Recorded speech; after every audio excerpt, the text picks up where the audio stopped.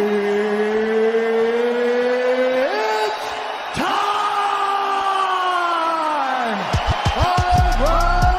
the undisputed UFC.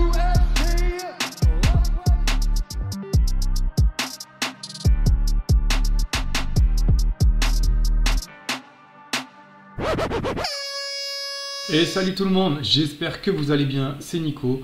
Bienvenue dans MMA Club et aussi bienvenue chez moi, puisque ça y est, on fait des vidéos, on est en direct de la maison.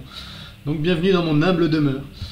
On va parler aujourd'hui, c'est un podcast spécial record à l'UFC. On va aborder 3 records en léger, on va pas se prendre la tête.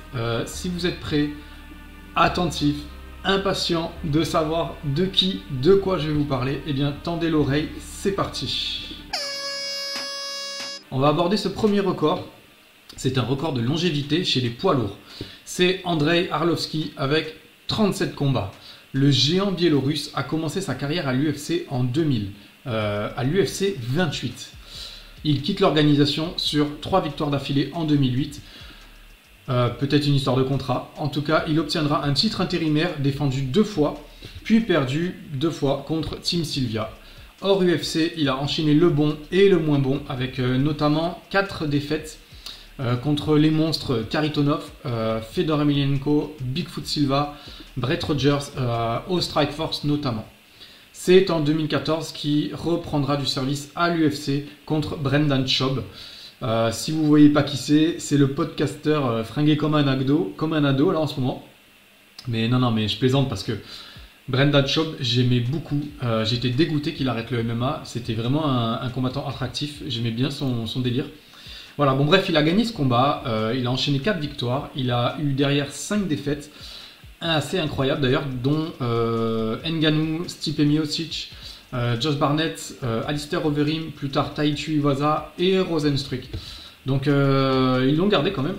Et il est toujours là d'ailleurs. Donc il enchaînera le bon, le moins bon jusqu'à aujourd'hui, en entrant pas moins de 23 fois dans la cage de l'UFC pour cette deuxième période.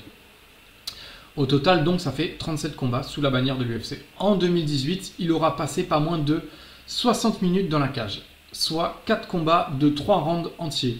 Cette année 2018 sera celle où il effectuera le plus de combats pour l'organisation. Il est actuellement sur une série de 3 victoires à la décision, une dynamique qui va certainement lui permettre de prendre la première place du nombre de combats à l'UFC, qui est aujourd'hui détenu par Jim Miller, avec 39 apparitions dans la cage, soit 2 de plus. Celui-ci combat encore 2 à 3 fois par an, comme s'il venait d'arriver, donc ce sont des ovnis et on n'est pas prêt de les voir s'arrêter.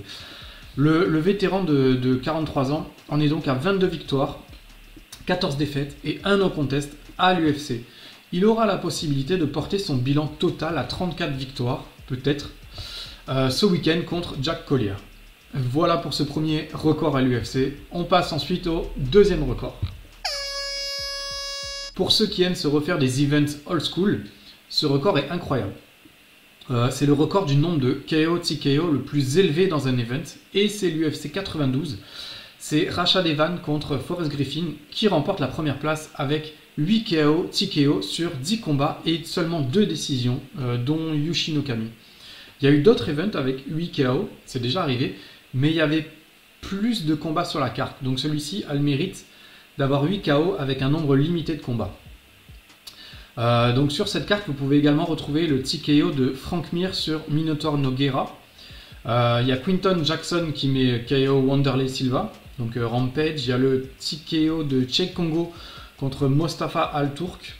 Il y a Matt Hamill, il y a l'excellent Pat Barry qui sera d'ailleurs dans le corner de sa femme, Rose Namajunas, le week-end prochain à l'UFC 274. Donc, je vous rappelle, ça sera le co-main event de l'UFC 274. Voilà, bref, c'était quand même une carte incroyable, encore sympathique aujourd'hui. Ça n'a pas trop vieilli. La plupart des combats sont sur YouTube encore aujourd'hui, donc pourquoi pas se les regarder gratuitement. Sinon, il y a l'UFC Fight Pass disponible pour ceux qui ont les 10 € par mois. Voilà. Pour info, pour les salaires, Cheick Kongo avait été payé 90 000 $, prime incluse. Ça fait pas ouf. Voilà. Pat Barry avait touché 15 000 $ avec la prime. Rashad Evans est à 130 000 $ avec sa prime de main event, donc c'est pas ouf pour un main event. Et Rampage en co-main, donc en troisième combat de la soirée, il est à 325 000 $ et il a pris le KO of the night. Son adversaire Wanderlei, quant à lui, est à 220 000 $. Minotaur est à 250 000 $ quand même, donc ça c'est plutôt pas mal. Et il y a deux mecs qui sont à 4 000 $, c'est vraiment pas terrible. Et il y a du 7 000 $, voilà, il y a 11 000, j'ai vu. C'est tout ou rien, c'est encore, ça n'a pas beaucoup bougé, hein. Aujourd'hui c'est encore comme ça. Donc voilà, allez vous remater UFC 92 si vous voulez voir du KO. On passe au troisième record du jour. Le troisième, c'est le plus grand nombre de Fight of the Night obtenus. Et c'est Donald Cerrone avec 18 Fight of the Night en 37 combats. Il partage ce joli record avec monsieur Charles Oliveira qui a combattu 29 fois, donc 8 combats en moins. Ce qui est incroyable, c'est qu'il va affronter Joey Lawson au prochain UFC 274, qui lui est à 15 Fight of the Night. Il est deuxième juste derrière Cowboy et Do Bronx. C'est incroyable. Tout ça en 27 combats. Donc ces records ne sont pas anodins puisqu'ils accompagnent des finishes. C'est valable pour Carlito Oliveira qui est premier avec 18 finishes. Donald Cerrone, il est deuxième avec 16 finishes. Et Joe Lawson est cinquième avec 13 finishes. À eux trois, ils sont dans le top 5 des finishes à l'UFC. Donc voilà, c'est pas anecdotique, c'est vraiment incroyable. Donald Cerrone aura obtenu toutes ses récompenses en totalisant pas moins de 5h50 dans la cage. Loin derrière Frankie Edgar avec ses 7h55. Mais quand même, c'est fou. Ça veut dire que si Frankie Edgar il passe encore un round dans la cage, ça veut dire qu'il sera à 8 heures de combat. Voilà, c'est barge. Il est loin devant. Voilà, c'est maintenant un peu plus évident de comprendre pourquoi Donald Cerrone a obtenu toutes ces mises en valeur de la part de l'UFC. A noter qu'il y a tout de même plusieurs défaites dans ce palmarès qui récompense donc également ses adversaires, dont Conor McGregor, qui l'a battu dernièrement, et ils ont obtenu le Fight of the Night, je crois. Donc voilà, c'est assez barge. Et le pire, c'est que tout ça, c'est sur l'UFC 274. C'est pas pour rien si je vous parle de ces records. C'est cadeau, c'est parce que ça arrive bientôt. Donc voilà, ça va être vraiment hypant.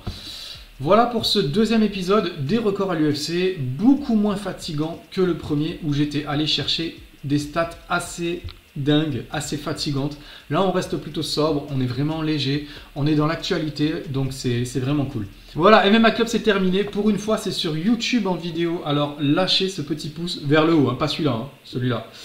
Portez-vous bien, prenez soin de vous, et comme le veut la tradition, je vous fais des gros bisous.